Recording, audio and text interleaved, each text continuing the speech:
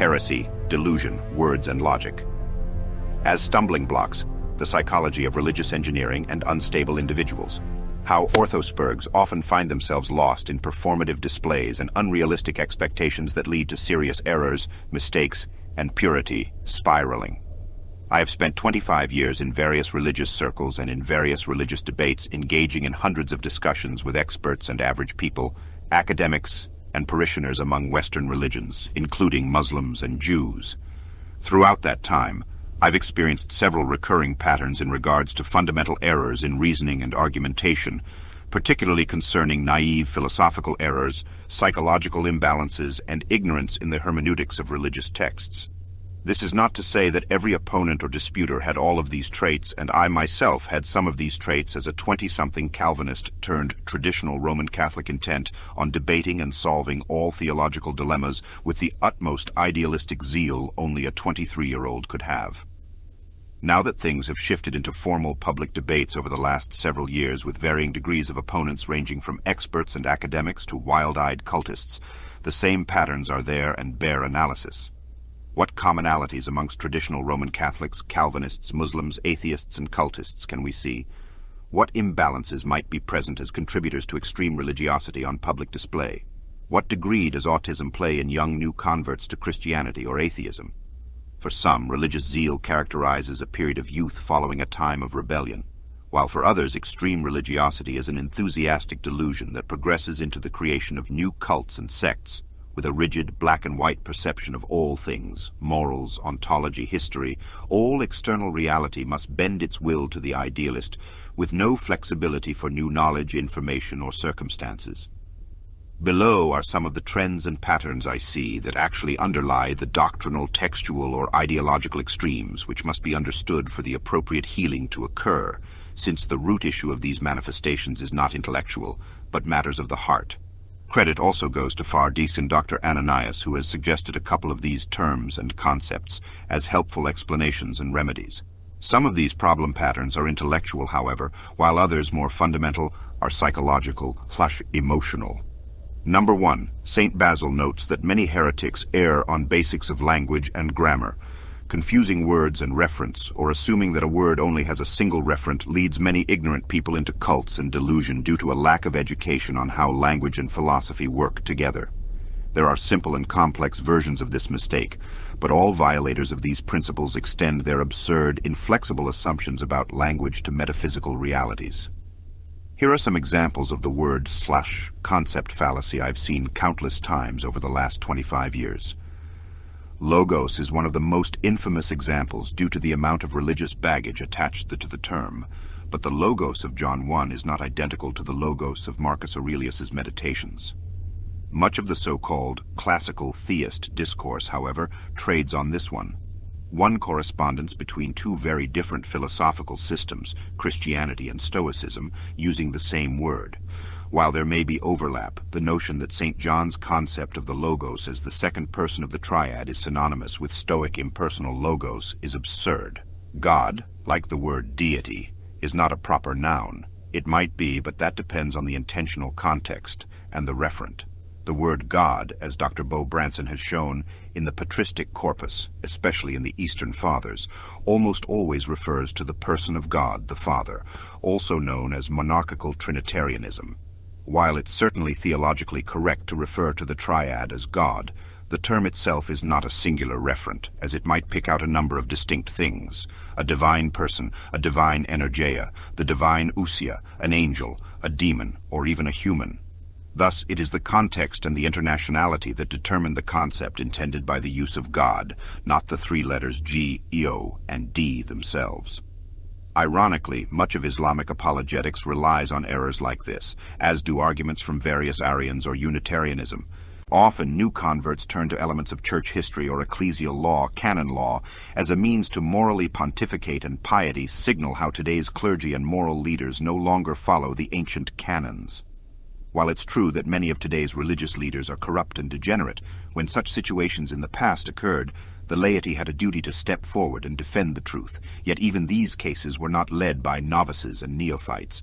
St. Paul warned about not making a new convert a teacher for precisely this reason. They are puffed up and lack experience. While this is common in Orthodoxy, the same manifestation occurs in traditional Roman Catholicism, where individuals who may be highly intelligent take it upon themselves to become experts in canon law, almost always with no formal training in any category relevant to canon law, a legal degree or church history, etc. One reason some find the canon law obsession and piety signaling appealing is due to a limitation or lack in more advanced theological and philosophical topics. Ontology and patristics can be highly technical and time-consuming to become fluent in, so why not take the shortcut route and cut everyone off with your moral superiority for ancient canons you Googled that pertain to attending the theaters or secular shows? In fact, some ancient canons forbade clergy to ride horses, so spurgs could have a tremendous time with this rigor if they were aware of it. The hyper-moral, hyper-pious approach is also common amongst youth due to their idealistic approach to the world. They haven't experienced death, betrayal, loss, failure, corruption, and their own sin. There is a reason elders are typical elder. They have lived experience which idealistic, rash youth lack. In other words, the difference between knowledge and wisdom. Mao, for example, knew he could harness the energy of the idealistic youth for his cultural revolution to purge the past. The same goes for FBI honeypots or devious government who would like to make use of religious extremism. A patsy that is a young, idealistic religious extremist is ripe for manipulation and handling. Of course, if you combine this with sex, it's all the more potent. Narcissism and the dark triad traits, the virtuous victim piety signaler. For those that don't know, I recently highlighted a psychology paper that dealt with case studies relating to how individuals with dark triad traits like Machiavellianism, narcissism, and sociopathy can attain status and extract value, wealth, and time through virtuous victimhood signaling. This means it's a known technique in democratic and purportedly egalitarian societies. Virtuous victimhood signaling allows for the narcissist and cunning social climber to establish status by signaling persecution and oppression, sometimes called a persecution complex. Religious societies and circles are perhaps even more susceptible to such manipulation due to the desire to both be pious and appear pious. Thus, the desire to display online through Twitter how often one prays or sharing countless public prayers and devotions or even religious iconography gives the hyper-religious signaler an emotional feeling of having proven his piety, either to himself or to God. Often these displays may be actually coming from a motivation of fear or doubt, indicating an inner imbalance or nagging their theological position or religious devotion is not authentic, leading to public displays of religiosity as a demonstration. This demonstration then attracts attention, especially if it is extreme or coupled with intense forms of asceticism or denial, and the dopamine is even stronger. This form of prelest then requires greater and greater forms of public display to keep up appearances. However, the strictures of this nature that are self-imposed are inauthentic, and when failure occurs, the individual has a breakdown or spiritual break, and is then tempted with atheism or a new religious practice, and the cycle repeats. In fact, this cycle is often an indicator of bipolar disorder, and can even be a sign of more serious problems like schizophrenia and manic delusions. Many of the individuals and cultists I have debated and interacted with over the years displayed these traits and often left their hyper-religiosity phase, while a few unfortunately went into cults. Not all religious experiences are psychosis, of course, but a third of psychoses include religious delusions. As psychiatrist Harold G. Koenig, professor of psychiatry and behavioral sciences at Duke University, wrote in his 2007 review of the literature on the subject, while about 1/3 of psychoses have religious delusions, not all religious experiences are psychotic. Sadly, these kinds of errors and mistakes are not limited to reasoning but underlying fears, insecurities, traumas, and emotional damage, which then manifest as errors in reasoning which are coping mechanisms where the damaged person erects and builds a false persona, the self-imposed creation of a new identity as a special chosen one, a new identity construct as a saint, a truly pious one, a reformer, a true monotheist, etc. In fact, as a result of fear, insecurity, or real trauma, our minds might even have the power to erect an entirely false facade, a mask made to project to the external world an authority and qualification and competency one doesn't actually possess. Coupled with the rise in autism, this is a dangerous and difficult situation. Think, for example, of the incel attacks.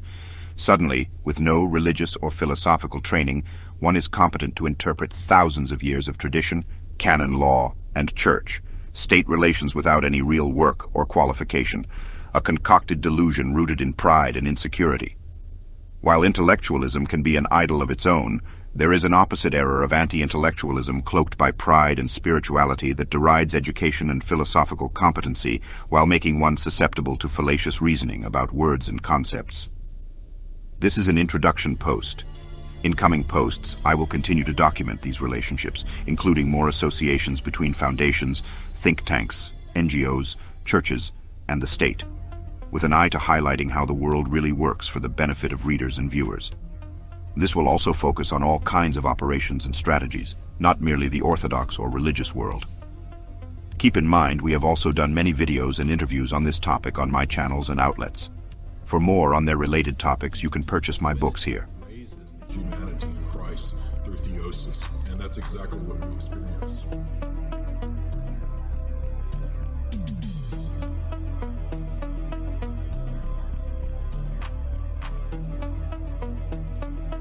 It is always the Logos.